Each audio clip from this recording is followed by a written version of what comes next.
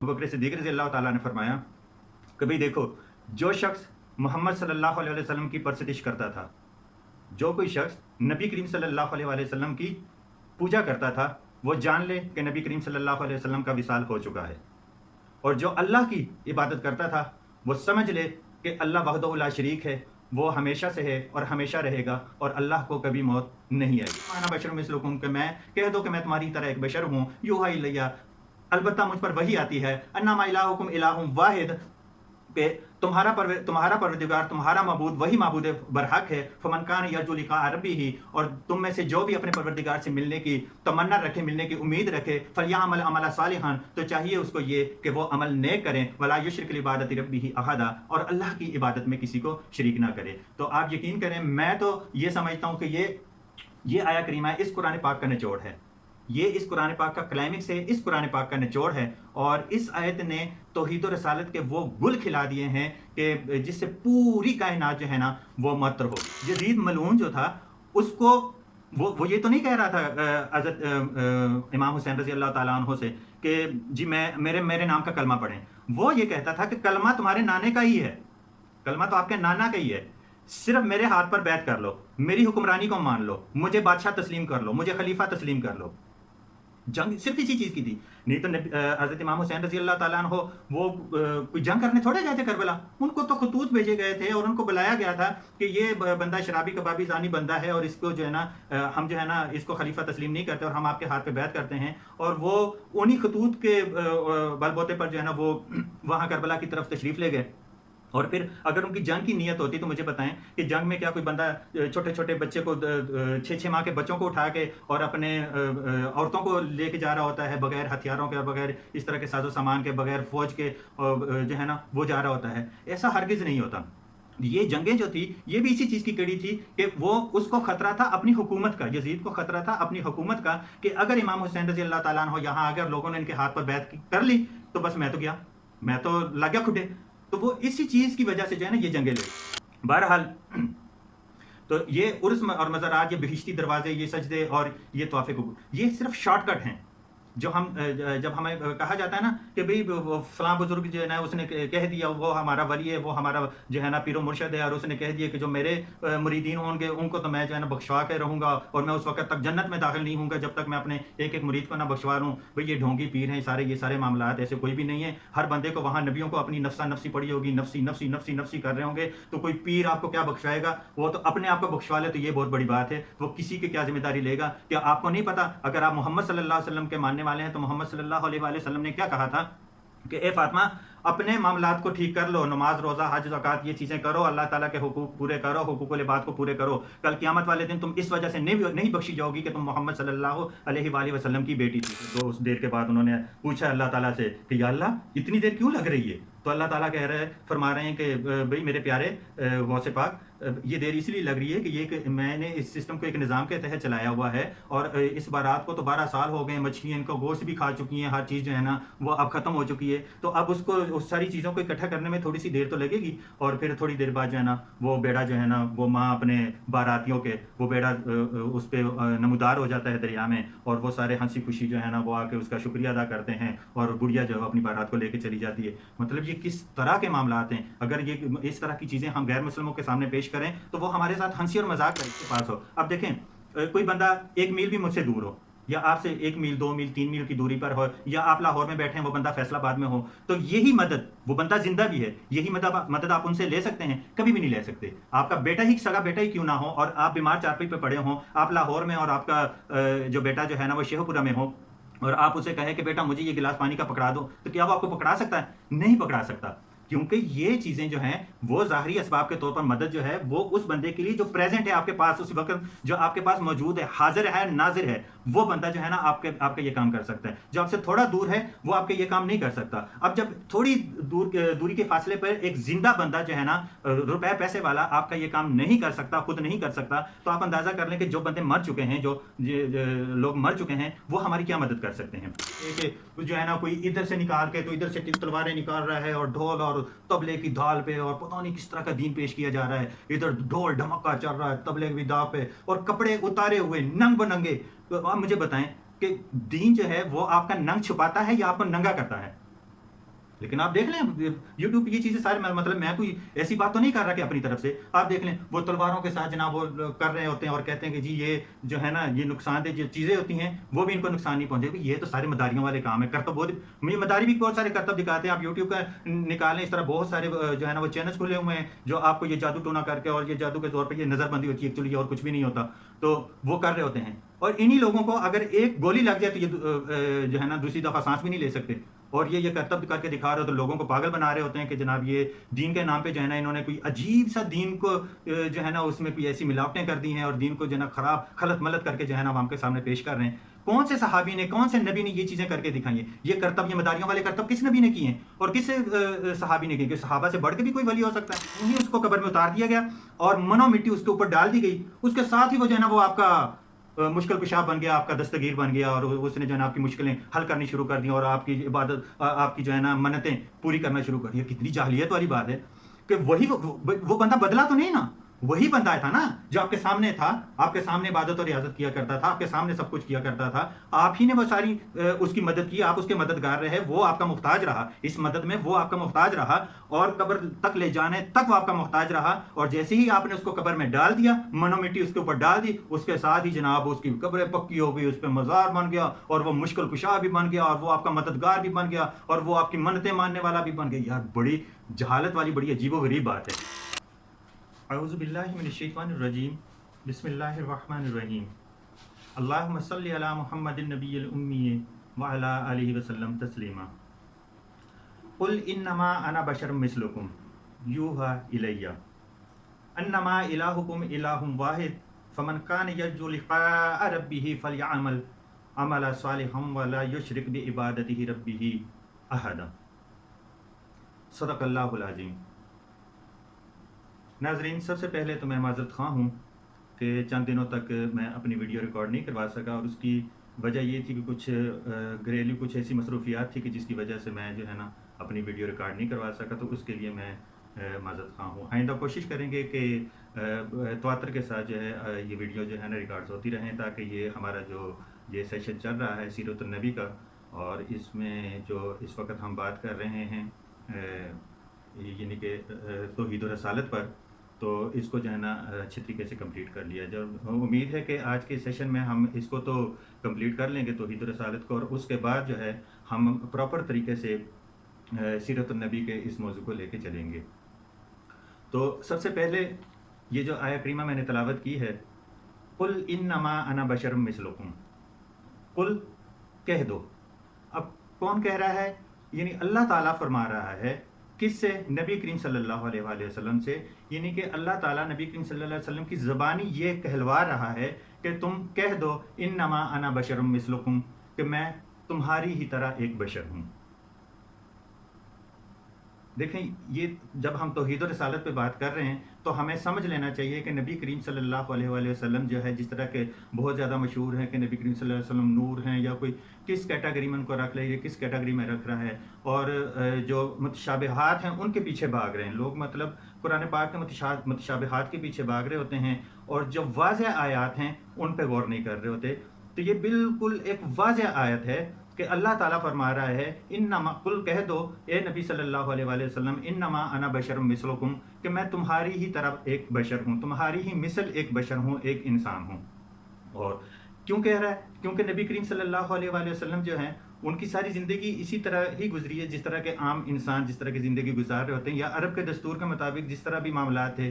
نبی کریم صلی اللہ علیہ وسلم ایک ماں باپ سے پیدا ہوئے, اور اس کے بعد انہوں نے عرب کے دستور کے مطابق ہی جو ہے نا اپنا بچپن گزارا, اور پھر دائی حلیمہ جو ہیں انہیں لے کے چلی گئی جس طرح کہ عرب کا دستور تھا. اور پھر اس کے بعد یعنی کہ انہوں نے اپنا سارا بچپن گزارا اسی طرح گزارا جس طرح کے عرب کے لوگ بچپن گزارا کرتے تھے. تو ایک بشر کی حیثیت سے, مطلب وہ ان سے ڈیفینیٹلی ان سے منفرد تھے, لیکن ایک بشر کی حیثیت سے ان کا کھانا پینا, سونا جاگنا, اٹھنا بیٹھنا, اور پھر اسی طرح انہوں نے جوانی کی دہلیز پر قدم رکھا, اور اسی طرح بھیڑ بکریاں بھی چرائیں, ان کا دودھ بھی دھوا, اور اپنے روزمرہ کے کام بھی کیے, کھانے بھی کھائے, اور اسی طرح سے اگر دیکھا جائے تو انہوں نے تجارت بھی کی, اور چھوٹی موٹی جنگوں میں بھی حصہ لیا. مطلب عرب کے دستور کے مطابق جتنے بھی معاملات, جس طرح کے معاملات ہوا کرتے تھے, اپنی 40 سالہ زندگی، یعنی کہ نبوت سے پہلے جو ان کی ایک زندگی گزری تھی، 40 سالہ زندگی انہوں نے عام دستور کے مطابق ہی گزاری۔ تو اس سے مطلب اگر کسی کے ذہن میں یہ آتا ہے نا کہ نبی کریم صلی اللہ علیہ وسلم جی ہم تو ان کی جو ہے سنت پہ عمل نہیں کر سکتے، ہم تو اس چیز سے قاصر ہیں کیونکہ وہ تو نبی تھے اور ان کا تو رتبہ ہی کچھ اور تھا، اور ہم مطلب جو ہے نا وہ کس طرح ان کی زندگی پہ اثر کر سکتے ہیں، عمل درآمد کر سکتے ہیں۔ تو بھئی وہ انہوں نے اپنی 40 سالہ زندگی نبوت سے پہلے وہ بالکل سب کے سامنے تھی کہ کوئی نبوت کا دعویٰ بھی نہیں ہوا تھا، اور اپنی 40 سالہ زندگی انہوں نے اسی طرح دستور کے مطابق ہی گزاری۔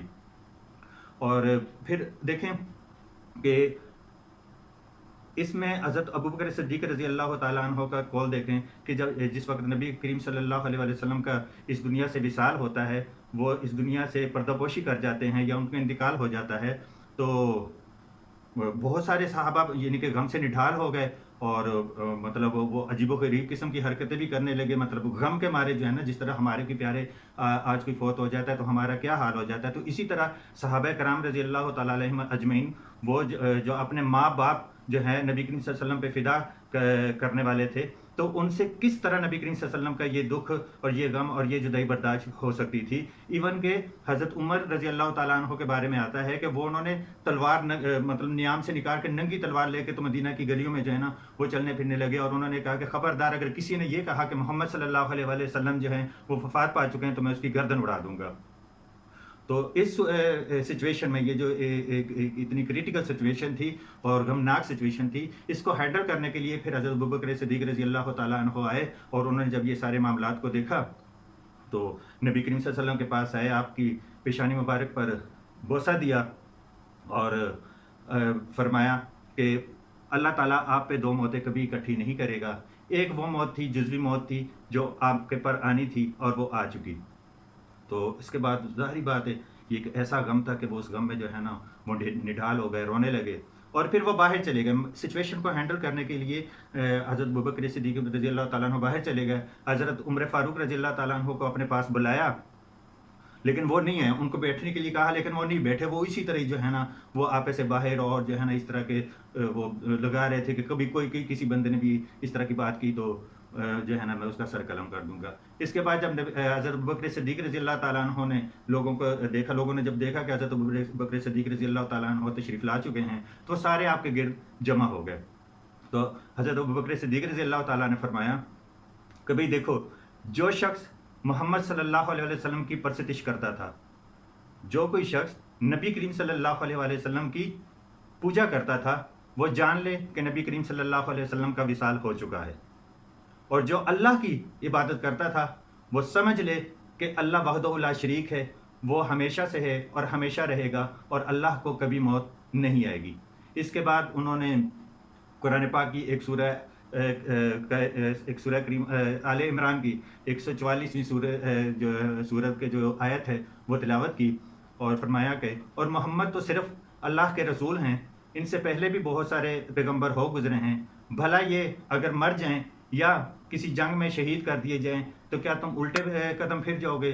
اور جو کوئی الٹے قدم پھرے گا تو وہ اللہ کا کوئی نقصان نہیں کرے گا بلکہ وہ اپنا ہی نقصان کرے گا۔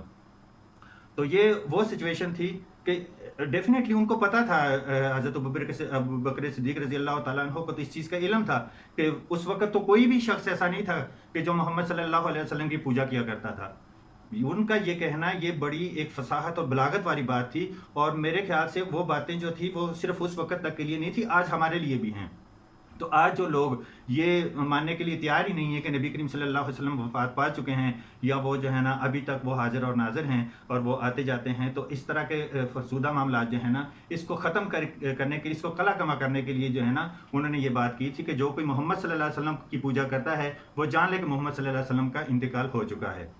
اور یہ جو ان کا یہ فرمانا تھا کہ انما انا بشر مثلکم، تو یہ یعنی کہ ایک بہت بڑی دلیل ہے اس بات کی کہ نبی کریم صلی اللہ علیہ وسلم بشریت کے لبادہ اوڑھ کے جو ہے نا اس دنیا میں بھیجے گئے تھے، کہ وہ ہماری طرح ایک بشر ہی تھے، ایک انسان ہی تھے۔ اور ویسے بھی میں نے اپنی پچھلے لیکچر میں بھی یہ بات کی تھی کہ جو کوئی اگر یہ کہتا ہے کہ وہ نور تھے یا کوئی اس طرح کے معاملات اور بہت سارے معاملات جو ان کے ساتھ، اور ویسے بھی ہمارے آج کا جو بزرگان دین کے ساتھ بھی جو ہے نا جس طرح کے معاملات رکھ دیے جاتے ہیں، تو وہ مطلب ان کے شایان نشان نہیں ہیں. اور نبی کریم صلی اللہ علیہ وسلم جو ہیں وہ شرک سے پاک ہیں. وہ تو شرک کو ختم کرنے کے لیے آئے تھے. ان کو تو مبعوث ہی اس لیے کیا گیا تھا کہ وہ اللہ تعالیٰ کی وحدانیت کو بیان کریں اور شرک کا خاتمہ کریں.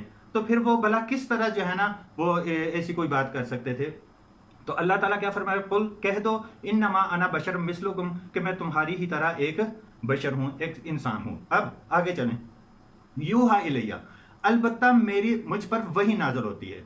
اب دیکھیں، ابھی جو میں بات کر رہا تھا کہ وہ عام انسانوں کی طرح ایک انسان ہے. ایز اے سپیشی نبی کریم صلی اللہ علیہ وآلہ وسلم بشر تھے، انسان تھے، 3 ڈائمینشنل تھے، جس طرح ہم 3 ڈائمینشنل ہیں. لیکن اب یہاں جو ہے نا وہ اپنے آپ کو منفرد بھی کر رہے ہیں اور بتا رہے ہیں، مطلب بتا کیا رہے ہیں کہ ان کی زبان سے اللہ تعالیٰ یہ کہلوا رہا ہے یوحا الیہ کہ مجھ پر وحی آتی ہے. اب وحی کس پہ آتی ہے؟ مجھ پہ آتی ہے، آپ پہ آتی ہے، کسی اور پہ آتی ہے، کسی بزرگ پہ آتی ہے، کسی صحابی پہ آتی ہے، کسی ولی اللہ پہ آتی ہے، کسی پہ بھی نہیں آتی. وہی صرف یہ خاصہ جو ہے یہ انبیاء کرام علیہ الصلوۃ والسلام کا ہے کہ انبیاء پر وحی آتی ہے، وہی کسی اور بندے پہ نہیں آ سکتی. اور جب یہ فرما دیا کہ یوحا الیہ البتہ مجھ پر وحی آتی ہے، تو اس کا مطلب یہ ہے کہ وہ ہم سے منفرد ہو گئے، ہم سے ممتاز ہو گئے. اب وہ ہماری طرح کے انسان نہیں رہے. ان کی 40 سالہ زندگی جو تھی وہ اگرچہ عام عرب کے لوگوں کی طرح گزری تھی، لیکن جب نبوت مل گئی تو نبوت ملنے کے بعد جو ہے نا نبی کریم صلی اللہ علیہ وآلہ وسلم، اللہ تعالیٰ ان پہ کروڑوں اربوں خربوں لا تعداد درود و سلام ہو آپ صلی اللہ علیہ وآلہ وسلم پر، وہ ہماری طرح نہیں رہے. وہ بشریت میں اعلیٰ عہدے پر فائز تھے. ان کی بہت زیادہ فضیلت تھی. ان کی فضیلت اتنی فضیلت تھی کہ ان کی مطلب وہ پوری کائنات میں، پوری دنیا میں وہ ممتاز تھے اس منفرد حیثیت سے. کس حیثیت سے؟ نبی کی حیثیت سے وہ منفرد تھے. یعنی کہ کوئی انسان جو ہے ان جیسا، بلکہ ان جیسا کیا، ان کے قدموں کی خاک جیسا بھی نہیں ہو سکتا. وہ ایک بشر تھے، یہ ایک حقیقت ہے، لیکن وہ ایسے بشر نہیں تھے جس طرح ہم ہیں. کیوں؟ کیونکہ ہم جتنی مرضی کاوشیں کر لیں، جتنی مرضی عبادت و ریاضت کر لیں، جو مرضی کر لیں، ہم پہ وہی نہیں آ سکتی. یعنی ہم نبی کے اس پہ مقام تک نہیں پہنچ سکتے. تو اس وجہ سے وہ ہم سے اعلیٰ عہدے پر فائز ہیں. کسی بھی انسان سے، دنیا کے کسی بھی انسان سے، کسی صحابی سے، تابعی سے، تبع تابعی سے، بزرگان دین سے، اولیاء اللہ سے، کسی بھی انسان سے جو ہیں وہ اعلیٰ عہدے پر فائز ہیں. اور کسی عام انسان کو تو چھوڑیں، امام الانبیاء ہیں.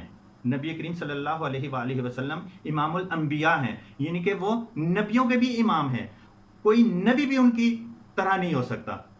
دیکھیں نا، امامت تو ڈیفینیٹلی امامت تو اسی کے حصے میں آتی ہے نا جو برتر ہو دوسروں سے. اب ہم آج کل جو اگر کوئی نماز پڑھنے جاتے ہیں تو ہم میں جو سب سے زیادہ برگزیدہ، نیک، صالح بندہ ہوتا ہے اسی امامت کے لیے آگے کھڑا کیا جاتا ہے. تو اٹس مین کہ نبی کریم صلی اللہ علیہ وسلم نہ صرف عام انسانوں سے بلکہ انبیاء سے بھی اعلیٰ عہدے پر فائز تھے. تو کیا فرما رہے ہیں؟ قل انما انا بشر مثلکم یوحا الیہ، البتہ مجھ پر وحی آتی ہے. اب کیا وحی آتی ہے؟ انما الہکم الہ واحد. کیا وحی آتی ہے؟ کہ انما الہکم الہ واحد، کہ تمہارا معبود وہی معبود برحق ہے. اب یہ دیکھیں، یہاں پہلے رسالت بیان کی جا چکی، بشریت کے لبادے میں رسالت بیان کی جا چکی کہ یوحا الیہ، کہ نبی کریم صلی اللہ علیہ وسلم ایک بشر ہیں، ایک انسان ہیں، انسانی سپیشی میں ہیں، لیکن ان پر وحی آتی ہے اور یہ وحی جو ہے وہ ان کو ممتاز کرتی ہے عام انسانوں سے. اب انما الہکم الہ واحد، اور اب آگے کیا فرما رہے ہیں؟ وحی کون سی آتی ہے؟ اصل میں وحی تو پورا قرآن وحی ہے نا. یہ پورا قرآن جو ہے یہ وحی ہے، وحی اللہ ہے، اللہ کی وحی ہے. لیکن اس کا لب لباب کیا ہے؟ اس وحی کا، اس قرآن کا لب لباب کیا ہے؟ کہ تمہارا معبود وہی معبود برحق ہے. یعنی کہ شرک کی جڑ توڑ کے رکھ دی کہ تمہارے معبود، تمہارے اللہ کے سوا کوئی اور اللہ نہیں ہے، کوئی اور الہ نہیں ہے، کوئی اور عبادت کے لائق نہیں ہے، کوئی اور پرستش کے لائق نہیں، کوئی اور پوجا کے لائق نہیں ہے. اور یہاں دیکھیں نا، جس طرح کے آج کل حالات چل رہے ہیں تو اس حالات کو مد نظر رکھتے ہوئے بھی مطلب جو ہے نا ان چیزوں کو بھی ڈسکس کیا گیا کہ نبی کریم صلی اللہ علیہ وسلم کی ایک حدیث ہے کہ اے اللہ میری قبر کو بت نہ بنا جس کی پوجا کی جائے. جس طرح کے یہود و نصارہ نے اپنے انبیاء کو جو ہے نا اتنا بڑھا چڑھا کر اتنا ان کا رتبہ وہ کر دیا کہ کسی نے اس کو اللہ تعالیٰ کا بیٹا کہہ دیا اور کسی نے کیا کہہ دیا، کسی نے کیا کہہ دیا. تو یہ ایک مطلب اللہ تعالیٰ کے ساتھ شرک ہو گیا، جبکہ انبیاء کرام علیہ الصلاۃ والسلام اس شرک سے پاک ہیں. ہر نبی نے اللہ تعالیٰ کی وحدانیت ہی بیان کی ہے، اللہ کو یکتا ہی مانا ہے. لیکن جو آنے والے لوگ ہوتے ہیں، جس طرح ان کی آنے والی جن پر وہ مبعوث کیے جاتے ہیں جس امت پر، وہ آنے والی امتیں جو ہے نا وہ ان میں ایسی ایسی چیزیں ڈال دیتی ہیں، ایسی ایسی شرکیہ وہ چیزیں وہ شروع کر دیتے ہیں کہ جس سے جو ہے نا بعد میں جو ہے نا بہت بڑا مسئلہ بنا دیتی ہیں. جس طرح کہ آج کل ہمارے ہاں بھی اس طرح کے معاملات ہوتے رہتے ہیں. تو فرماتے کہ اے اللہ میری قبر کو بت نہ بنا دینا، بت خانہ نہ بنا دینا کہ جس کی عبادت کی جائے. اور آج کل آپ دیکھ لیں ہمارے ارد گرد اگر ہم نظر ڈالتے ہیں تو ہمیں خود بخود پتہ چل جاتا ہے کہ ہمیں نبی کریم صلی اللہ علیہ وسلم نے کس چیز کا حکم دیا ہے. یہاں میرا ایک شعر میں اکثر بیان کرتا ہوں کہ مسلمان ہے مگر اسلام کو پہچانتا نہیں، مسلمان ہے مگر اسلام کو پہچانتا ہے نہیں، نبی کو مانتا ہے پر نبی کی مانتا نہیں. مطلب شارٹ کٹ تلاش کر رہے ہوتے ہیں نا ہم کہ نبی کو تو مانتے ہیں لیکن نبی کی نہیں مان کے چلتے. کیوں؟ نبی کیا کہہ رہے ہیں؟ قل انما انا بشر مثلکم، ہم یہ ماننے کے لیے تیار ہی نہیں ہوتے. یوحا الیہ کہ مجھ پر وحی آتی ہے، انما الہکم الہ واحد کہ تمہارا معبود وہی معبود برحق ہے، اور ہم نے پتہ نہیں ہزاروں کروڑوں معبود اپنے بنا لیے ہوتے ہیں. تو آگے چلتے ہیں، آگے کیا فرما رہے ہیں اس آیت کریمہ میں؟ فمن کان یرجو لقاء ربہ. اب دیکھیں یہ پچھلی یہ ساری باتیں ہو گئی. فمن کان یرجو لقاء ربہ، اور جو کوئی اپنے پروردگار سے ملنے کی امید رکھے. اب دیکھیں نا ہم سبھی کو معلوم ہے نا کہ ہم نے مرنے کے بعد ہم نے جو ہے نا اللہ تعالیٰ کے ساتھ ملنا ہے. یہ کچھ قومیں ہیں، کچھ مسلک یا کچھ مذاہب ایسے ہیں جن کا یہ ماننا ہے کہ جب انسان مر جائے تو مار کے مٹی ہو جاتا ہے، ختم ہو جاتا ہے، اس کے بعد کوئی لینا دینا نہیں، کوئی حساب کتاب نہیں، کوئی چکر نہیں. لیکن یہ ایک فرسودہ خیالات ہیں. مسلمانوں کا یہ ماننا ہے کہ مرنے کے بعد یہ ہماری زندگی، ہم جب مرتے ہیں موت سے دوچار ہوتے ہیں تو یہ ہمیں کوئی ایسی موت نہیں آ جاتی کہ ہم بس مر کے مٹی ہو گئے اور ختم ہو گئے اور کیڑے مکوڑے نے ہمارے جسم کھا لیے اور بس ختم ہو گیا. یہ معاملہ نہیں ہے.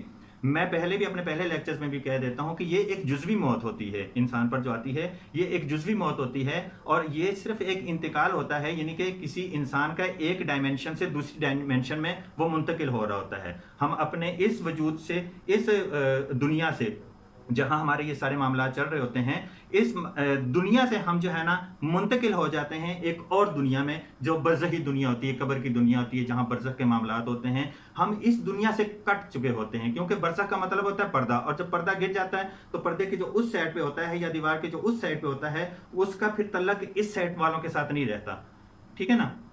تو اس وجہ سے وہ اس طرح کے معاملات. فمن کان یرجو لقاء ربہ، اور جو کوئی اپنے پروردگار سے ملنے کی امید رکھے، فلیعمل عملا صالحا، تو اس کو چاہیے کہ عمل نیک کرے. اب نیک عمل کون سے ہیں بھئی؟ عمل بالمعروف اور نہی عن المنکر، یعنی کہ جن کاموں کو کرنے کا اللہ تعالیٰ نے حکم دیا ہے ان کاموں کو کر لیں، اور جن کاموں سے اللہ تعالیٰ نے منع فرمایا ہے ان سے باز آ جائیں.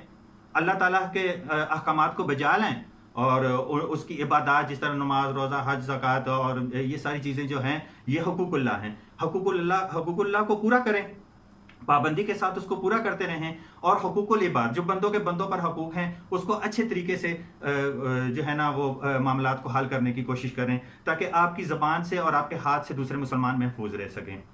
تو میں تو اکثر کہا کرتا ہوں کہ ہر وہ بندہ جو امر بالمعروف اور نہی عن منکر پر عمل کر رہا ہوتا ہے، اللہ تعالیٰ کے احکامات کو بجا لا رہا ہوتا ہے عاجزی و انکساری کے ساتھ، اور لوگوں کے معاملات اچھے طریقے سے حل کر رہا ہوتا ہے، تو وہ ولی اللہ ہی ہے. ولی کی کیا ڈیفینیشن ہے کہ وہ مطلب اللہ کا دوست ہوتا ہے، اور جو اللہ تعالیٰ کے احکامات کو لے کے چل رہا ہوتا ہے تو اس کو تو میرا نہیں خیال کہ اس کو کسی اور چیز کی ضرورت بھی ہے. یہ قرآن جو ہے، یہ قرآن یہ سب سے بڑی ہماری رہنما ہے، سب سے بڑا ہمارا پیر ہے. یہ قرآن سب سے بڑا پیر ہے ہمارا. تو جو بندہ اس کو مضبوطی سے تھام لے اور اس کے احکامات پر چلے، اور اس کو مطلب اس کو پڑھے بھی، اس کی تلاوت بھی کرے، اور اس کو سمجھے بھی کہ اس میں اللہ تعالیٰ ہم سے کیا کہنا چاہ رہا ہے، تو وہ ولی اللہ ہے.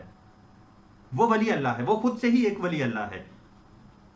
اچھا آگے چلتے ہیں. فلیعمل عملا صالحا، تو وہ اس کو چاہیے کہ فمن کان یرجو لقاء ربہ، تو جو کوئی اپنے اللہ سے ملنے کی امید کرے فلیعمل عملا صالحا، تو چاہیے کہ عمل نیک کرے، ولا یشرک بعبادۃ ربہ احدا، اور اللہ کی عبادت میں، اپنے پروردگار کی عبادت میں کسی غیر کو شریک نہ کرے، اللہ کی عبادت میں کسی غیر کو شریک نہ کرے۔ اب عبادات میں جب ہم شرک کی ڈیفینیشنز وغیرہ پڑھیں گے تو ہمیں پتہ چلے گا کہ اللہ تعالیٰ کی عبادات کیا ہیں۔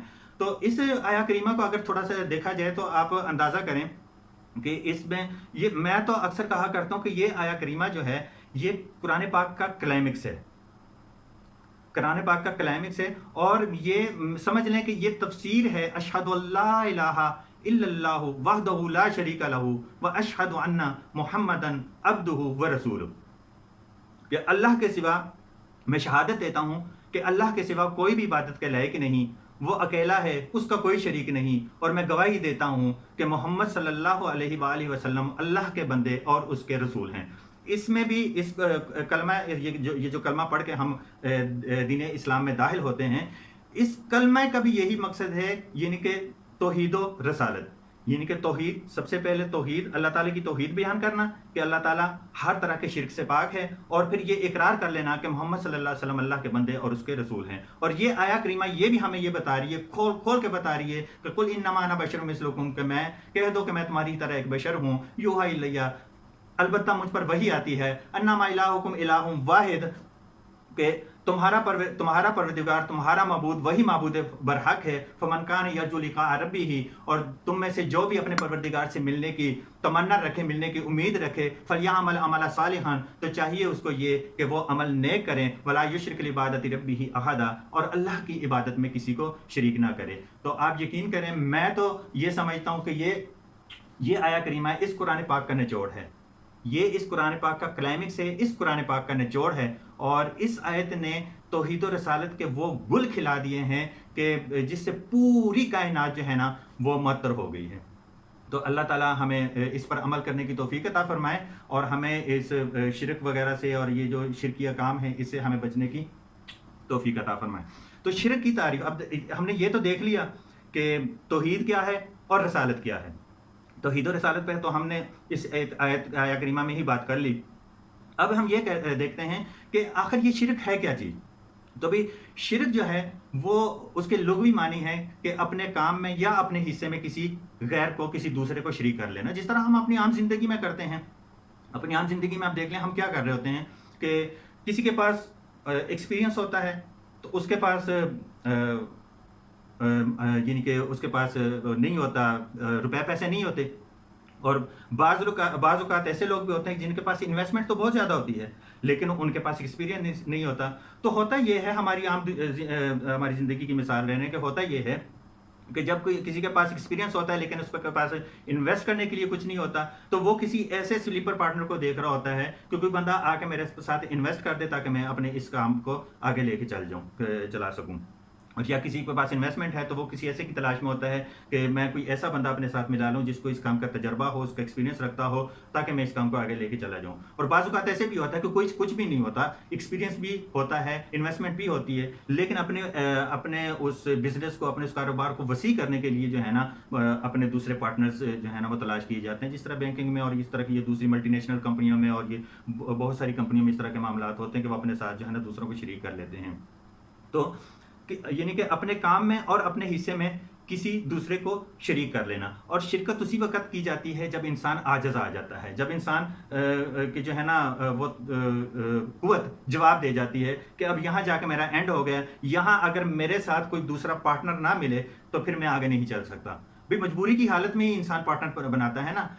ویسے تو انسانی فطرت ہے کہ وہ ہر کام جو ہے نا وہ چاہتا ہے کہ بغیر پارٹنر کے میرا کام ہو جائے اور میں خود ہی جو ہے نا بلا شرکت غیرے جو ہے نا اس کام کا جو ہے نا وہ مالک ہوں اور اس کو آن کرتا رہوں۔ لیکن کسی نہ کسی مجبوری کے، چاہے وہ کوئی بھی مجبوری ہو، کام کو بڑھانے کی مجبوری ہو، انویسٹمنٹ کی مجبوری ہو، ایکسپیرینس کی مجبوری ہو، کوئی بھی مجبوری ہو، اس کسی نہ کسی مجبوری کے تحت ہی وہ اپنے لیے پارٹنر تلاش کرتا ہے۔ لیکن یاد رکھیں کہ میرا اللہ نہ تو عاجز ہے اور نہ وہ ایسا ہے کہ اس کے پاس کوئی سکلز نہیں ہے، اس کے پاس کوئی ایکسپیرینس نہیں ہے۔ اللہ تعالیٰ ان چیزوں سے پاک ہے۔ اللہ تعالیٰ کوئی عاجز نہیں ہے، لاچار نہیں ہے کہ وہ اپنے لیے پارٹنر تلاش کرے۔ ٹھیک ہے نا. تو اللہ تعالیٰ وحدہ لا شریک ہے, اور اس پوری کائنات کو تو خیر میں پہلے ڈسکس کر چکا ہوں کہ اتنی بڑی کائنات ہے, ہم تو صرف منہ سے کہہ دیتے ہیں نا کائنات, تو یہ کائنات بہت بڑی ہے, بہت زیادہ وسیع ہے, اربوں خربوں نوری سال پر پھیلی ہوئی یہ کائنات ہے, اور اس کا اللہ تعالیٰ واحد جو ہے نا اس کا جو ہے پالنہار ہے, اس کا پروردگار ہے. بلکہ اللہ تعالیٰ تو یہاں تک فرماتا ہے کہ اندھیری رات ہو اور کسی جنگل میں کسی پہاڑ پر کوئی چیونٹی, اندھیری رات ہو اور کسی جنگل میں کسی پہاڑ کی کسی چوٹی پر جو ہے نا ایک چیونٹی چل رہی ہو, تو میں اس چیونٹی کے دل میں ابھرنے والے خیالات سے بھی واقف ہوں. اب اندازہ کریں کہ اللہ تعالیٰ نے یہ نہیں کہا کہ میں اس چیونٹی کو بھی دیکھ لیتا ہوں, یہ نہیں کہا کہ مطلب میں اس چیونٹی کو دیکھ لیتا ہوں, کہ اللہ تعالیٰ فرما رہے ہیں کہ اس چیونٹی کے دل میں ابھرنے والے خیالات کو بھی میں جانتا ہوں. تو پھر آپ اندازہ کریں کہ ہمارے ساتھ اللہ تعالیٰ کے کیا معاملات ہیں, جسے ہم کہتے ہیں کہ ہم اشرف المخلوقات ہیں, اور اللہ تعالیٰ نے جو ہے نا اس دنیا میں ہمیں ایک کلائمیکس کے طور پر جو ہے نا وہ بنایا ہوا ہے, اور ہمیں بہت ساری مخلوقات پر ہمیں فضیلت دی ہوئی ہے. تو پھر کس طرح ہو سکتا ہے کہ اللہ تعالیٰ ہم سے بے خبر ہو, وہ ہمارے دل میں اٹھنے والے خیالات کو نہ جان رہا ہو. جب ہم دودھ میں پانی ملا رہے ہوتے ہیں تو اللہ تعالیٰ دیکھ رہا ہوتا ہے, جب ہم اس پانی ملانے کا ارادہ کر رہے ہوتے ہیں تو اللہ تعالیٰ اس ارادے کو بھی دیکھ رہا ہوتا ہے, اس کو جانتا ہے کہ اس کے دل میں کیا ارادہ گزرا ہے یا گزرنے والا ہے, یا آئندہ 40 سال بعد اس کے دل میں کون سا ارادہ ہے. کہ اللہ تعالیٰ تو ان چیزوں سے بھی واقف ہے. تو اس وجہ سے یہ کبھی بھی کوئی بندہ نہ سوچے کہ میں یہ کام کر رہا ہوں تو چلو مجھے کوئی بھی نہیں دیکھ رہا, لیکن میرا اللہ جو ہے نا اسے نہ اونگ آتی ہے نہ نیند آتی ہے, وہ ہمیشہ سے ہے اور ہمیشہ رہے گا. اور یہ پوری کائنات جس کا ہم کہہ رہے ہیں نا اربوں خربوں مائلز اور نوری سال کی مسافت پر پھیلی ہوئی اللہ تعالیٰ کی مٹھی میں ہے. یہ مٹھی جو ہے نا, یہ ویسے ایک تشبیہ استعمال کی جاتی ہے, اللہ تعالیٰ اس مٹھی اور ان چیزوں سے پاک ہے, لیکن بتانے کا مقصد یہ ہے کہ جس طرح ہم ایک مٹھی میں کوئی چیز پکڑ لیتے ہیں اور اس کی ایک ایک چیز کا ہمیں پتہ ہوتا ہے, تو اللہ تعالیٰ کے جو ہے نا یہ علم میں ہے یہ ساری چیزیں. تو یہ ہے اس کے لغوی معنی کہ اپنے ساتھ کسی کو شریک کر لینا. اب اس کے اصطلاحی معنی کیا ہیں؟ تو اصطلاحی طور پر اللہ کی ربوبیت, اس کی الوہیت اور اسماء و صفات میں کسی غیر اللہ کو یا ان میں سے کسی ایک میں کسی غیر اللہ کو شریک کر لینا. اللہ تعالیٰ کی ربوبیت, الوہیت اور اس کے اسماء و صفات میں یا اس میں سے کسی ایک میں کسی غیر اللہ کو شامل کر لینا. تو یہ ہے, یعنی اگر کوئی بندہ یہ عقیدہ رکھتا ہے کہ اللہ کے سوا کوئی اور بھی اس کا خالق یا مددگار ہے, اللہ کے علاوہ کوئی اور بھی اس کا خالق یا مددگار ہے, اور یا اللہ کے سوا کوئی اور بھی عبادت کے لائق ہے, یا اس کے اسماء و صفات میں کوئی اور بھی اس کا کوئی ہم پلہ ہے, تو وہ آدمی مشرک ہے. اور مشرک جو ہے نا وہ اللہ تعالیٰ فرماتے ہیں ان الشرک لظلم عظیم, کہ شرک بہت بڑا ظلم ہے میرے ساتھ. کہ اللہ تعالیٰ اگر کوئی اور چیز کو معاف کر بھی دے تو شرک کو تو جو ہے نا کوئی بھی بندہ معاف نہیں کرتا. اس کی مثال میں آپ کو ایسے ہی دے سکتا ہوں کہ ہم دنیاوی طور پر اگر دیکھیں تو دنیا میں بھی اگر کوئی بادشاہ ہو اور اس کے ہاں جو ہے نا بہت ساری جو جرائم ہوں اس کی سزائیں مختص کی گئی ہوں, یعنی کہ اگر اس نے کوئی بندہ چوری کرے گا تو اس کے لیے یہ سزا ہوگی, کوئی ڈاکہ زنی کرے گا اس کے لیے یہ سزا ہوگی, اگر کوئی زنا کرے گا تو اس کے لیے یہ سزا ہوگی, اگر کوئی قتل و غارت کرے گا تو اس کے لیے یہ سزا ہوگی. مطلب اس طرح کی ساری سزائیں اس کے لیے مختص ہوں. اب اگر کوئی بندے سے کوئی گناہ سرزد ہو جاتا ہے یا کوئی اس طرح کے جرم کوئی سرزد ہو جاتا ہے, تو اب یہ بادشاہ کی مرضی ہے کہ اس کو معاف کر دے یا اس کو سزا دے دے. بادشاہ کی مرضی پر منحصر ہے نا, اگر وہ موڈ میں ہو تو اس کو معاف کر دے کہ چلو بھائی ٹھیک ہے آئندہ سے نہ کرنا, اور اگر اس کی مرضی نہ ہو تو اس کو سزا دے. لیکن ایک جرم ایسا ہے کہ جس پہ بادشاہ کبھی بھی جو ہے نا معاف نہیں کرتا, اور اس کی سزائے موت ہوتی ہے, اور وہ ہوتی ہے حکومت کے ساتھ بغاوت, بادشاہ کے ساتھ بغاوت, وہ حکمران کے ساتھ بغاوت, اس ملک و قوم کے ساتھ بغاوت. یعنی اگر کوئی بادشاہ کی موجودگی میں کوئی اور بادشاہ اپنے لیے بنا لے, یا کسی اور میں بھی وہ ساری خوبیاں جانے کہ جو اس بادشاہ میں ہیں, اور اس کے وہ سارے معاملات جو ہیں نا وہ کہے کہ نہیں اس میں بھی وہ معاملات ہیں, تو ایسا بندہ باغی گردانا جاتا ہے, اور باغی کی سزا جو ہے نا وہ موت ہوتی ہے, اور اس کو جو ہے نا سر عام اس کو پھانسی دی جاتی ہے. پہلے تو ایسے ہی ہوتا تھا, اب تو یہ عدالتی نظام آ گیا تو معاملات کچھ عدالت کے ذمہ ہو جاتے ہیں. لیکن باغی بندے کی سزا جو ہے نا پچھلے وقتوں میں جو ہے نا وہ موت ہی ہوا کرتی تھی, کہ جو کسی کے ساتھ. تو ابھی اللہ تعالیٰ تو وحدہ لا شریک ہے، وہ کس طرح برداشت کر سکتا ہے کہ کوئی اس کے ساتھ کوئی کسی اور کو بھی شریک کرے، کہ جو جس نے یہ پوری کائنات جو ہے نا اس اکیلے نے بنائی، اور کوئی بندہ اٹھ کے جو ہے نا اس کے ساتھ اس کے پارٹنر تلاش کرنا شروع کر دے کہ جی اس کام کے لیے اللہ تعالیٰ نے اس بندے کو مختص کیا ہے، اس کام کے لیے اس بزرگ کو مختص کیا ہے، اور یہ معاملات جو ہے نا یہ کچھ چیزیں جو ہیں جو اللہ تعالیٰ کے ساتھ ہی صرف اللہ تعالیٰ ہی کی شان کے لائق ہیں، کسی مخلوق کے شایان شان یہ چیزیں نہیں ہیں. مطلب ان کے وہ نہیں ہے کہ وہ جو ہے نا اللہ تعالیٰ کے کاموں میں جو ہے نا دخل اندازی کر سکیں. اس طرح کے شرک ہماری زندگیوں میں جو ہے نا ہم عام دیکھنے میں ہمیں نظر آ رہے ہوتے ہیں. تو اور اس کی ایک واضح مثال میں جنگ صفین اور جنگ جمل جو ہے وہ اس کو دیکھ لیں کہ جو حضرت علی رضی اللہ تعالیٰ عنہ اور حضرت امیر معاویہ رضی اللہ تعالیٰ عنہ کے درمیان یہ جو جنگیں لڑی گئی، اور حضرت عائشہ رضی اللہ تعالیٰ عنہ کے درمیان یہ جو جنگیں لڑی گئی. اور اگر کسی کو اس کا اتنا علم نہیں ہے تو واقعہ کربلا تو ایسا ہے کہ اس کا تو ہر کسی کے بچے کو پتہ ہے کہ واقعہ کربلا کیا تھا. تو بھی واقعہ کربلا کیا تھا، یہ بھی اسی سلسلے کی ایک کڑی تھی نا کہ یزید ملعون، میں تو ملعون کہوں گا نا، یزید ملعون جو تھا اس کو وہ یہ تو نہیں کہہ رہا تھا حضرت امام حسین رضی اللہ تعالیٰ عنہ سے کہ جی میرے نام کا کلمہ پڑھیں. وہ یہ کہتا تھا کہ کلمہ تمہارے نانے کا ہی ہے، کلمہ تو آپ کے نانا کا ہی ہے، صرف میرے ہاتھ پر بیعت کر لو، میری حکمرانی کو مان لو، مجھے بادشاہ تسلیم کر لو، مجھے خلیفہ تسلیم کر لو. جنگ صرف اسی چیز کی تھی. نہیں تو حضرت امام حسین رضی اللہ تعالیٰ عنہ وہ کوئی جنگ کرنے تھوڑے گئے تھے کربلا. ان کو تو خطوط بھیجے گئے تھے اور ان کو بلایا گیا تھا کہ یہ بندہ شرابی کبابی زانی بندہ ہے، اور اس کو جو ہے نا ہم جو ہے نا اس کو خلیفہ تسلیم نہیں کرتے، اور ہم آپ کے ہاتھ پہ بیعت کرتے ہیں. اور وہ انہی خطوط کے بل بوتے پر جو ہے نا وہ وہاں کربلا کی طرف تشریف لے گئے. اور پھر اگر ان کی جنگ کی نیت ہوتی تو مجھے بتائیں کہ جنگ میں کیا کوئی بندہ چھوٹے چھوٹے بچے کو 6 ماہ کے بچوں کو اٹھا کے اور اپنے عورتوں کو لے کے جا رہا ہوتا ہے بغیر ہتھیاروں کے اور بغیر اس طرح کے ساز و سامان کے، بغیر فوج کے جو ہے نا وہ جا رہا ہوتا ہے؟ ایسا ہرگز نہیں ہوتا.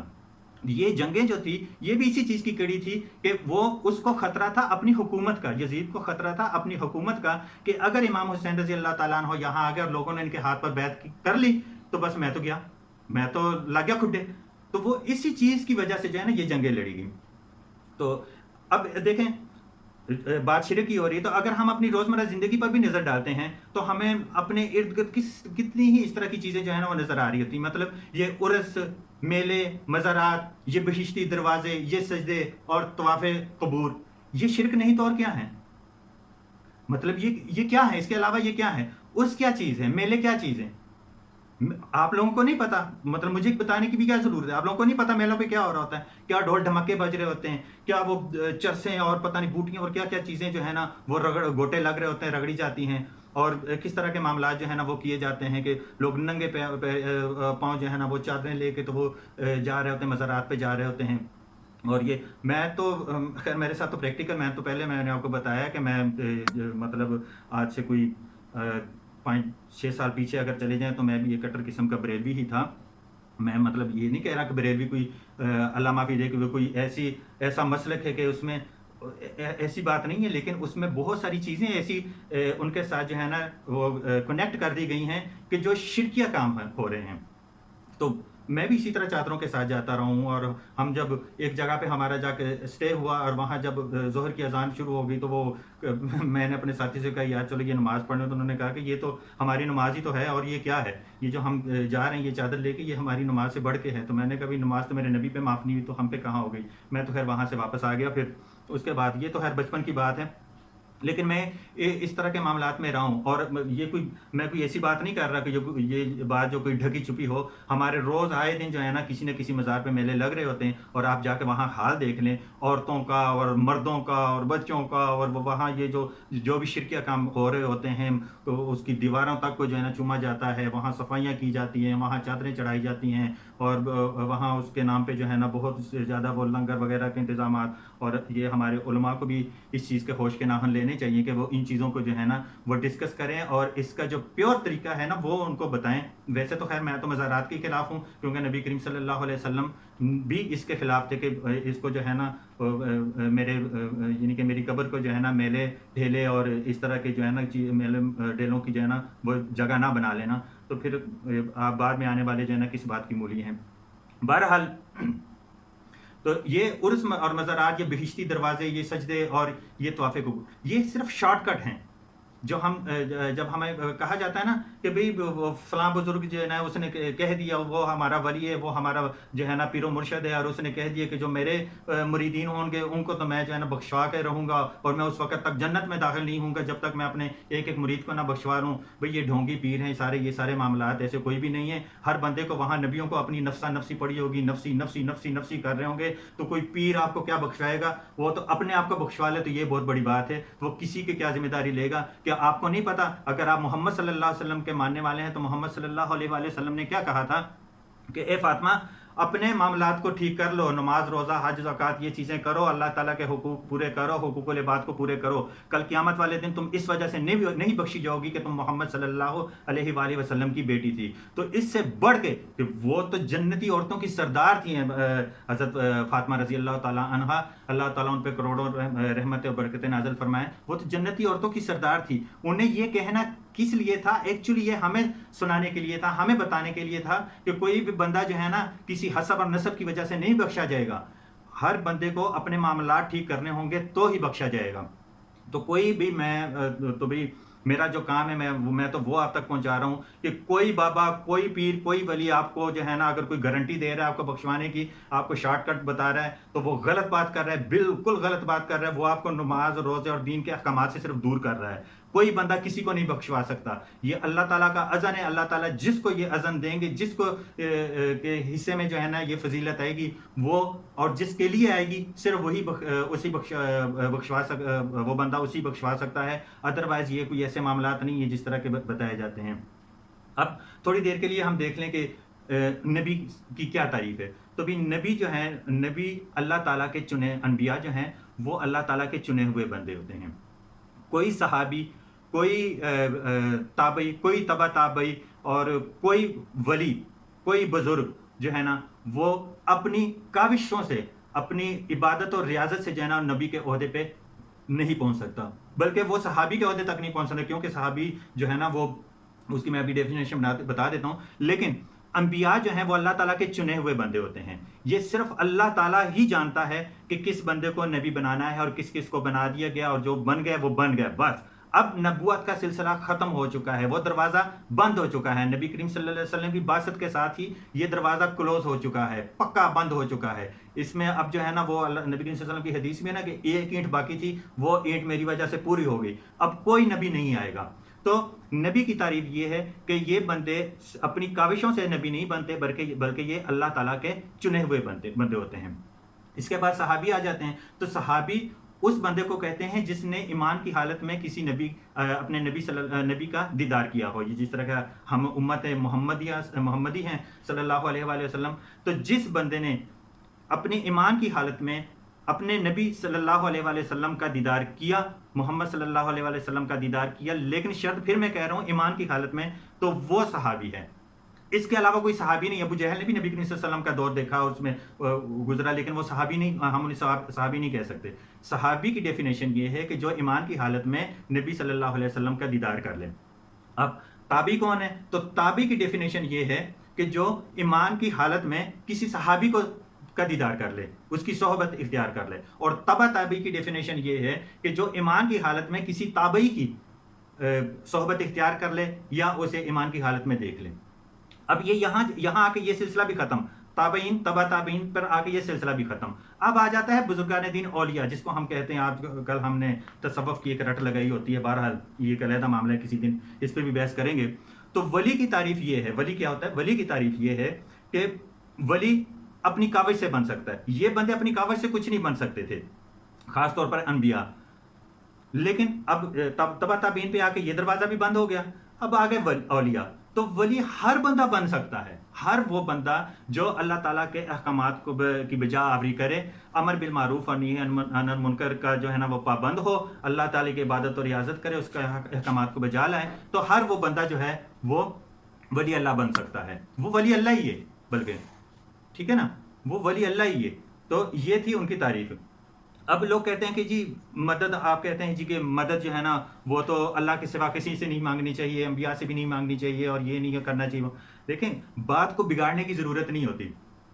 مدد اگر کوئی بندہ دیکھے نا، کوئی اب میرے پاس میرا بیٹا کھڑا ہو یا کوئی میرا کوئی دوست کھڑا ہو اور میں اسے کہوں کہ مجھے گلاس پانی دے دو اور وہ مجھے گلاس ایک پانی کا دے دے، تو یہ بھی ایک طرح سے مدد ہے جو میں نے اس سے مانگی. ٹھیک ہے، لیکن یہ ظاہری اسباب کے طور پر ہے. اس نے مجھے گلاس پانی کا دے دیا، اس نے میری مدد کر لی. میں نے اسے کسی کام کا کہا، اس نے وہ کام کر دیا، اس نے میری مدد کر دی. میں نے اسے کہا کہ میرا دکان سے جا کے سودا سلف لے آ، وہ لے آیا، تو اس نے میری مدد کر دی.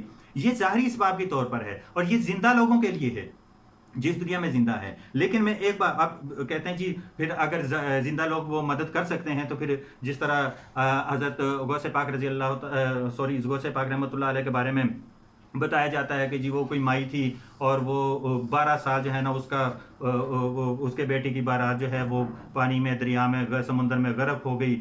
12 سال گزر گئے، وہ روتی رہی، دریا کے کنارے بیٹھ کر روتی رہی. اور وہاں جو ہے نا وہ حضرت غوث پاک جو ہے نا وہ تشریف لائے اور انہوں نے کہا، بڑھیا سے کہا کہ بھی تم کیوں رو رہی ہو؟ تو اس نے کہا جی کہ کیا تم غوث پاک ہو؟ انہوں نے کہا جی ہاں میں غوث پاک ہوں. اور انہوں نے کہا جی، اس نے کہا جی کہ میری اس طرح آج 12 سال ہو گئے ہیں، میرے بیٹے کی بارات جو گئی تھی اور وہ ساری کی ساری بارات جو ہے نا وہ ڈوب گئی، تو تم جو ہے نا اس کو دوبارہ اس بارات کو زندہ کر دو، نکال لو اگر تم غوث ہو تو انہوں نے کیا کیا، انہوں نے کہا کہ ٹھیک ہے بھائی میں وہ کر لیتا ہوں. انہوں نے اسی طرح اللہ تعالیٰ سے دعا کی اور پھر تھوڑی دیر لگ گئی اور پھر اس دیر کے بعد انہوں نے پوچھا اللہ تعالیٰ سے کہ یا اللہ اتنی دیر کیوں لگ رہی ہے؟ تو اللہ تعالیٰ فرما رہے ہیں کہ بھائی میرے پیارے غوث پاک، یہ دیر اس لیے لگ رہی ہے کہ یہ کہ میں نے اس سسٹم کو ایک نظام کے تحت چلایا ہوا ہے اور اس بارات کو تو 12 سال ہو گئے، مچھلیاں ان کو گوشت بھی کھا چکی ہیں، ہر چیز جو ہے نا وہ اب ختم ہو چکی ہے. تو اب اس ساری چیزوں کو اکٹھا کرنے میں تھوڑی سی دیر تو لگے گی. اور پھر تھوڑی دیر بعد جو ہے نا وہ بیڑا جو ہے نا وہ ماں اپنے باراتیوں کے وہ بیڑا اس پہ نمودار ہو جاتا ہے دریا میں، اور وہ سارے ہنسی خوشی جو ہے نا وہ آ کے اس کا شکریہ ادا کرتے ہیں اور بڑھیا جو ہے اپنی بارات کو لے کے چلی جاتی ہے. مطلب یہ کس طرح کے معاملات ہیں. اگر یہ اس طرح کی چیزیں ہم غیر مسلموں کے سامنے پیش کریں تو وہ ہمارے ساتھ ہنسی اور مذاق کریں گے. مطلب آپ مجھے بتائیں، میرے یہ جتنے بھی ویورز ہیں، کیا کسی بندے کا کوئی ذہن اس طرح کا مانتا ہے کہ اس طرح کے معاملات ہو سکتے ہیں کہ جو ہے نا جس طرح کے کہا جا رہا ہے کہ جی وہ انہوں نے ایسے کر دیا ویسے کر دیا اور انہوں نے پوری بارات. بھائی ظاہری اسباب کے طور پر جب میں بات کر رہا ہوں نا، ظاہری اسباب کے طور پر یہ ہے. اگر کوئی بندہ یہ دیکھیں یہ اللہ تعالیٰ کی مصلحت ہے، اور میں پچھلی ویڈیو میں بھی یہ بات بتا چکا ہوں. خیر میری بحث جو ہے نا وہ لمبی ہو جائے گی اس بات پہ کہ یہ بیڑے والی بات پہ یہ میں پھر ڈسکس کروں گا. اگر کوئی اس طرح کے کویشچن آئیں گے تو میں اس پہ آپ کو بتاؤں گا کہ یہ سارے جو ہے نا یہ ان بزرگان دین سے وہ اللہ تعالیٰ کے نیک بندے تھے. حضرت شیخ عبد القادر جیلانی جو ہیں وہ اللہ تعالیٰ کے بڑے نیک بندے تھے. میں ان کی بہت زیادہ قدر کرتا ہوں، دل سے ان کی عزت کرتا ہوں، اور وہ اللہ تعالیٰ کے بہت بڑے نیک بندے تھے، عبادت گزار تھے اور راتوں کو اور دن کو جو ہے نا ریاضتیں کرنے والے تھے. تو ان کے ساتھ اس طرح کی چیزیں منسوب کر لینا جو ہے نا یہ ان کے ساتھ بہت بڑی زیادتی ہے. کسی بھی بزرگ کے ساتھ، کسی بھی ولی کے ساتھ جو ہے نا اس طرح کی شرکیہ معاملات جو ہے نا وہ منسوب کر دینا جو ہے نا یہ ان پہ بھی بھار بنا لے ہیں اور اپنے پہ بھی، اور جو اپنے جن کو آپ یہ چیزیں پڑھ پڑھ کے سنا رہے ہوتے ہیں، اور بلکہ کون سنا رہا ہوتا ہے، ہمارے علماء کرام ہی جو ہے نا یہی اس طرح کی چیزیں جو ہے نا وہ سنا رہے ہوتے ہیں. تو یہ تو عوام کو جو ہے نا بیوقوف بنانے والی بات بھی ہے اور ان کے ایمان کو خراب کرنے والی بات بھی ہے، کیونکہ زندگی اور موت جو ہے یہ اللہ تعالیٰ کے قبضے میں ہے. کوئی بندہ جو ہے نا یہ تو تصرف ہے اللہ تعالیٰ کی اس خدائی میں جو ہے نا وہ کرنے کا. تو اس طرح کے کوئی معاملات نہیں ہیں. اور اگر کوئی بندہ، یہ تو وہ بندے سے مدد ہے جو آپ کے پاس ہو. اب دیکھیں کوئی بندہ 1 میل بھی مجھ سے دور ہو، یا آپ سے 1 میل 2 میل 3 میل کی دوری پر ہو، یا آپ لاہور میں بیٹھے ہیں وہ بندہ فیصل آباد میں ہو، تو یہی مدد، وہ بندہ زندہ بھی ہے، یہی مدد آپ ان سے لے سکتے ہیں؟ کبھی بھی نہیں لے سکتے. آپ کا بیٹا ہی، سگا بیٹا ہی کیوں نہ ہو، اور آپ بیمار چارپائی پہ پڑے ہوں، آپ لاہور میں، اور آپ کا جو بیٹا جو ہے نا وہ شیخو پورہ میں ہو، اور آپ اسے کہیں کہ بیٹا مجھے یہ گلاس پانی کا پکڑا دو، تو کیا وہ آپ کو پکڑا سکتا ہے؟ نہیں پکڑا سکتا. کیونکہ یہ چیزیں جو ہیں وہ ظاہری اسباب کے طور پر مدد جو ہے وہ اس بندے کے لیے جو پریزنٹ ہے آپ کے پاس، اس وقت جو آپ کے پاس موجود ہے، حاضر ہے، ناظر ہے، وہ بندہ جو ہے نا آپ کا یہ کام کر سکتا ہے. جو آپ سے تھوڑا دور ہے وہ آپ کے یہ کام نہیں کر سکتا. اب جب تھوڑی دوری کے فاصلے پر ایک زندہ بندہ جو ہے نا روپے پیسے والا آپ کا یہ کام نہیں کر سکتا، خود نہیں کر سکتا، تو آپ اندازہ کر لیں کہ جو بندے مر چکے ہیں، جو لوگ مر چکے ہیں، وہ ہماری کیا مدد کر سکتے ہیں. اور بڑی حیرانگی ہوتی مجھے اس وقت کہ جب میں یہ دیکھتا ہوں کہ دیکھیں کوئی ایک بندہ جب مر جاتا ہے تو ہم کیا کرتے ہیں، اس کو مطلب اس کی آنکھیں بند کرتے ہیں، اس کے ہاتھ سیدھے کرتے ہیں، یعنی کہ وہ جتنا مرضی اللہ تعالیٰ کا کوئی ولی اللہ ہو، کوئی بزرگ ہو، جتنا مرضی وہ کوئی اللہ تعالیٰ کا برگزیدہ ہو، وہ اپنے ہاتھ پاؤں نہیں سیدھے کر سکتا.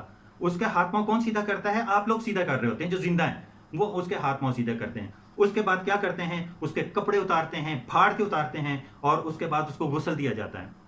وہ غسل کون دیتا ہے؟ آپ دے دیں، کیونکہ اب وہ آپ کا محتاج ہے اس چیز میں، وہ خود سے کچھ نہیں کر سکتا، اس کی روح پرواز کر چکی ہے، اس دنیا سے اس کا کنیکشن ختم ہو چکا ہے. اب وہ جتنا مرضی ولی اللہ تھا، جتنے مرضی اور بڑے عہدے پر فائز تھا، اب وہ کوئی کتب تھا، کوئی ولی تھا، کوئی بھی تھا. اب مجھے کوئی ایک بھی مثال بتا دیں کہ کسی نے جو ہے نا اس طرح کے کوئی وہ معاملات کیے ہوں اور ولی نے خود ہی جو ہے نا اپنے یہ سارے معاملات کر لیے ہوں. کچھ بھی نہیں کر سکتا. وہ آپ کا محتاج ہے، آپ اس کے مددگار ہیں، آپ اس کی مدد کر رہے ہیں. تو آپ اس کو نہلاتے ہیں، اس کو غسل دیتے ہیں، اس کے بعد اس کو کفن پہناتے ہیں، اور کفن پہنانے کے بعد اس کا جنازہ 4 بندے اپنے کندھوں پر اٹھا کر قبرستان لے کے جاتے ہیں. وہاں اس کا جنازہ پڑا جاتا ہے، اور جنازے کے بعد اسے قبر میں اتارا جاتا ہے. اب سوچنے والی بات ہے کہ بھئی اگر کوئی وہ اتنی کرنے والے ہیں تو بھی بلا اٹھ کے تو وہ قبر میں ہی اتر جائیں، خود ہی اتر جائیں. کہ ضرور اتنے لوگوں کو تکلیف دینی ہے کہ 2-4 بندے جو ہے نا ان کو اٹھا کے وہ قبر میں وہ رکھیں گے. اتنی جو کرنے والے ہوتے ہیں تو وہ خود اتر جائیں قبر میں. کوئی بھی نہیں کر سکتا، ایسا کبھی بھی نہیں ہو سکا. یہ فزیکل چیزیں ہیں، یہ کہانیاں نہیں ہیں. جو کہانیاں آپ کو میں نے جو ابھی تھوڑی دیر پہلے میں نے سنائی، جو وہ 12 سال کی کشتی جو ہے نا وہ نکال، یہ ساری کہانیاں ہیں جو سینہ در سینہ ان کے جو ہے نا وہ چلی آ رہی ہیں. فزیکلی آپ نے اپنی زندگی میں کبھی، ہمارے ایک دوست تھے وہ یہاں کوٹ عبد المالک میں، وہ کہا کرتے تھے یار ہم نے یہاں دیکھا قبرستان وہ کس پیر کا وہ میلہ رہتا، مجھے تو اس کا نام بھی نہیں آتا، اس کون سا پیر ہے، تو وہ جو پیر سانپ بن جاتا ہے. میں نے کہا اچھا؟ کہتا ہوں ہاں یار ایک بہت بڑا اژدہا بن جاتا اور بڑے لوگ ان کو دیکھنے آتے ہیں. میں نے کہا یار تم بھی گئے تھے؟ کہتا ہاں میں نے کہا تم نے اپنی آنکھوں سے دیکھا ہے؟ تو تھوڑا کہنا ہے نہیں یار رش بہت زیادہ تھا، میں نے نہیں دیکھا. میں نے کہا اچھا تم کسی سے پوچھنا جس نے تمہیں بتایا اس نے دیکھا ہے؟ کوئی بندہ، یہ صرف وہ کہانیاں جو ایک دوسرے کو سنا کے جانا، ان کے پتہ نہیں کہاں سے کہاں ان کو وہ بیچارے جو اللہ تعالیٰ کے نیک بندے ہوتے ہیں ان کو پتہ نہیں کہاں سے کہاں پہنچا دیتے ہیں. کوئی سانپ بن گیا، کوئی کیا بن گیا، کسی نے بشیتی دروازے بنا لیے، کوئی بیڑیاں نکالنا شروع کر دی، کسی نے کیا کر دیا، کسی نے کیا کر دیا. کوئی بھی فزیکلی آپ نہیں دیکھیں گے. اکثر کہا جاتا ہے نا کہ اولیاء، یہ بلکہ یہ لوگ تو یہ بھی کہتے ہیں کہ یہ دنیا جو ہے نا یہ اولیاء سے خالی نہیں ہوتی. تو مجھے بتائیں کہ یہ سارے ولی اللہ جو تھے جن کے پاس خانہ کعبہ خود چل کے آیا کرتا تھا، اور وہ جب خانہ کعبہ جایا کرتے تھے تو کہا کرتے تھے کہ جی ان کا ہم نے تو وہ دیدار جو ہے نا اللہ تعالیٰ کا کرنا ہے، ہم خانہ کعبہ کا دیدار نہیں کرنے آتے. اور اس کے بعد اللہ تعالیٰ کے یہ ساری وہ چیزیں جو تھیں، اور یہ بیڑیاں نکال دیں اور مردوں کو زندہ کر دیا، یہ ساری آپ نے اپنی آنکھوں سے دیکھی؟ نہیں دیکھی. کسی بندے بھی نہیں دیکھی، میں نے بھی نہیں دیکھی اپنی پوری زندگی بھی. یہ صرف کہانی ہی سنی ہے. تو جب یہ دنیا اس طرح کے اولیاء سے خالی ہی نہیں ہوتی تو وہ معجزات، اب وہ کرامات اب کیوں نہیں ہوتی؟ سوچنے والی بات ہے نا کہ وہ کرامات اب کیوں نہیں ہوتی. وہ ابھی میں کچھ دنوں پہلے میں ایک ویڈیو دیکھ رہا تھا، تو وہ کوئی پتہ نہیں کون سے ولی کوئی تھے، اور ان کے جو ہے نا مزار پہ میلہ تھا، اور وہ لوگ تلواریں لے کے جو ہے نا کوئی ادھر سے نکال کے تو ادھر سے تلواریں نکال رہا ہے، اور ڈھول اور طبلے کی دھال پہ، اور پتہ نہیں کس طرح کا دین پیش کیا جا رہا ہے. ادھر ڈھول ڈھمکا چل رہا ہے، طبلے کی دھا پہ، اور کپڑے اتارے ہوئے ننگ بننگے. تو آپ مجھے بتائیں کہ دین جو ہے وہ آپ کا ننگ چھپاتا ہے یا آپ کو ننگا کرتا ہے؟ لیکن آپ دیکھ لیں یوٹیوب پہ یہ چیزیں سارے، مطلب میں کوئی ایسی بات تو نہیں کر رہا کہ اپنی طرف سے. آپ دیکھ لیں وہ تلواروں کے ساتھ جناب وہ کر رہے ہوتے ہیں، اور کہتے ہیں کہ جی یہ جو ہے نا یہ نقصان دہ جو چیزیں ہوتی ہیں وہ بھی ان کو نقصان نہیں پہنچے. یہ تو سارے مداریوں والے کام ہے. کرتب بہت، مداری بھی بہت سارے کرتب دکھاتے ہیں. آپ یوٹیوب کا نکالیں، اس طرح بہت سارے جو ہے نا وہ چینلز کھلے ہوئے ہیں جو آپ کو یہ جادو ٹونا کر کے، اور یہ جادو کے طور پہ یہ نظر بندی ہوتی ہے ایکچولی، اور کچھ بھی نہیں ہوتا، تو وہ کر رہے ہوتے ہیں. اور انہی لوگوں کو اگر ایک گولی لگ جائے تو یہ جو ہے نا دوسری دفعہ سانس بھی نہیں لے سکتے. اور یہ کرتب کر کے دکھا رہے ہو تو لوگوں کو پاگل بنا رہے ہوتے ہیں کہ جناب یہ دین کے نام پہ جو ہے نا انہوں نے کوئی عجیب سا دین کو جو ہے نا اس میں کوئی ایسی ملاوٹیں کر دی ہیں، اور دین کو جو ہے نا خراب خلط ملط کر کے جو ہے نا عوام کے سامنے پیش کر رہے ہیں. کون سے صحابی نے، کون سے نبی نے یہ چیزیں کر کے دکھائی ہیں؟ یہ کرتب، یہ مداریوں والے کرتب کس نبی نے کیے ہیں اور کس صحابی نے کیے؟ کہ صحابہ سے بڑھ کے بھی کوئی ولی ہو سکتا ہے. میں نے پہلے ولی کی ڈیفینیشن اسی لیے آپ کو بتا دی کہ آپ کو پتہ چل جائے کہ ولی کوئی آسمان سے اتری ہوئی کوئی چیز نہیں ہے. تمام صحابہ کرام، جتنے بھی صحابہ کرام ہیں، تمام کے تمام اولیاء اللہ تھے، تمام کے تمام ولی تھے. سارے ولی ہیں. ولی کی ڈیفینیشن میں نے آپ کو بتا دی کہ اللہ کا دوست ہے. تو صحابہ کرام سے بڑھ کے اللہ کا دوست کون ہو سکتا ہے؟ انہوں نے تو اس طرح کا کوئی دین نہیں ہمارے سامنے پیش کیا. اور آج جو ہے نا 1400 سال بعد جو ہے نا ہمیں اس طرح کے ہمارے سامنے شرکیہ معاملات اور مزاروں اور ڈور ڈھمکے اور یہ دین کون سا دین ہمیں پیش کر کے دیا جاتا ہے؟ اچھا وہ بیچارے وہ دیکھیں وہ اب تک وہ آپ کا محتاج، یعنی کہ ہاتھ پاؤں سیدھے کرنے سے لے کے غسل دینے سے لے کے کفن پہنانے سے لے کے قبرستان لانے سے لے کے قبر میں اتارنے تک وہ بندہ آپ کا محتاج تھا. لیکن جو ہی اس کو قبر میں اتار دیا گیا اور منو مٹی اس کے اوپر ڈال دی گئی، اس کے ساتھ ہی وہ جو ہے نا وہ آپ کا مشکل کشا بن گیا، آپ کا دستگیر بن گیا، اور اس نے جو ہے نا آپ کی مشکلیں حل کرنی شروع کر دی اور آپ کی عبادت، آپ کی جو ہے نا منتیں پوری کرنا شروع کر دی. کتنی جاہلیت والی بات ہے کہ وہی وہ بندہ بدلا تو نہیں نا، وہی بندہ تھا نا جو آپ کے سامنے تھا، آپ کے سامنے عبادت اور ریاضت کیا کرتا تھا، آپ کے سامنے سب کچھ کیا کرتا تھا. آپ ہی نے وہ ساری اس کی مدد کی، آپ اس کے مددگار رہے، وہ آپ کا محتاج رہا. اس مدد میں وہ آپ کا محتاج رہا اور قبر تک لے جانے تک وہ آپ کا محتاج رہا. اور جیسے ہی آپ نے اس کو قبر میں ڈال دیا، منو مٹی اس کے اوپر ڈال دی، اس کے ساتھ ہی جناب اس کی قبر پکی ہو گئی، اس پہ مزار بن گیا اور وہ مشکل کشا بھی بن گیا اور وہ آپ کا مددگار بھی بن گیا اور وہ آپ کی منتیں ماننے والا بھی بن گیا. یار بڑی جہالت والی بڑی عجیب و غریب بات ہے. کیا ایسا نہیں ہے؟ ایسا ہی ہو رہا ہے ہمارے ملک میں. ایسا ہی، یہ بالکل ایسے ہی ہے جیسے کوئی بت تراش ایک پتھر کو لے کے آتا ہے اور چھینی اور ہتھوڑی سے لے کے اس کو جو ہے نا ایک شکل میں ڈھالتا چلا جاتا ہے اور جب اس پہ ایک مورت سی بن جاتی ہے اور وہ پتھر جو ہے نا ایک بت کی شکل اختیار، ایک صنم کی شکل اختیار کر لیتا ہے، تو وہی اس کا جو بنانے والا، جو اس کا تخلیق کر رہا، اب تک وہ اس کا خدا تھا، کیونکہ خدا وہی ہے نا جو اس کو تخلیق کر رہا ہے. تو اب تک اس پتھر کا وہ خدا تھا کیونکہ وہ اس کو تراش رہا تھا، وہ اس کو بنا رہا تھا، وہ اس کو تخلیق کر رہا تھا. ٹھیک ہے. اور جیسے ہی اس کی ایک شکل واضح طور پر سامنے آ گئی تو اس کے سامنے ہاتھ جوڑ کے بیٹھ گیا کہ جی یہ میرا خدا ہے اور یہ میرا بھگوان ہے اور یہی وہ سب کچھ کر رہا ہے. تو بھئی یہی معاملات اگر وہ ایک ہندو یا ایک غیر مذہب اور ایک مشرک اگر یہ سب کچھ کر رہا ہے تو ہم کیا کر رہے ہیں؟ ہم بھی تو یہی کر رہے ہیں نا.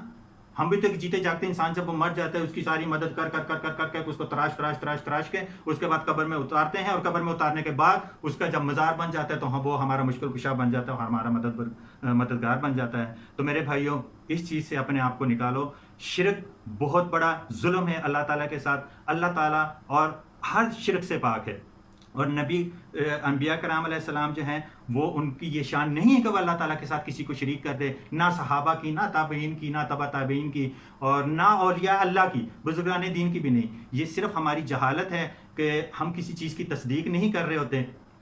تصدیق نہ کرنے کا یہ وہ ہوتا ہے کہ جب ہم کسی چیز کی تصدیق نہیں کر رہے ہوتے تو لوگ جو ہے نا ہماری جہالت سے اور ہماری معصومیت سے فائدہ اٹھا کے وہ اپنے کھانے پینے کا اور اپنے معاملات کا جو ہے نا اور پیسے اس کا جو ہے نا ایک ڈھونگ رچا کے وہ ہمیں لوٹ رہے ہوتے ہیں. کیا آپ نہیں دیکھ رہے ہوتے کہ آئے دن یہ خبروں پہ دیکھ نہیں ہوتے یہ ڈھونگی پیر جو آپ کو نظر آ رہے ہوتے ہیں، کوئی کس طرح کے معاملات کر رہا ہوتا ہے، کوئی عورتوں کے ساتھ بدفعلی کرتا ہوا پکڑا جاتا ہے، کوئی کس طرح کے معاملات کرتا ہوا پکڑا جا رہا ہوتا ہے، کوئی کس طرح، مطلب وہ ڈھونگ رچایا ہوا ان لوگوں نے کہ وہ کس طرح سے جو ہے نا عوام کو بیوقوف بنا رہے ہوتے ہیں. اور ہم لوگ ہیں کہ ہم بیوقوف بنتے چلے جاتے ہیں دین کے نام پر بلیک میل ہوتے چلے جاتے ہیں کہ پتہ نہیں ہم نے یہ بات کر دی تو ہماری پکڑ ہو جائے گی. کوئی کسی کی پکڑ نہیں ہونے والی.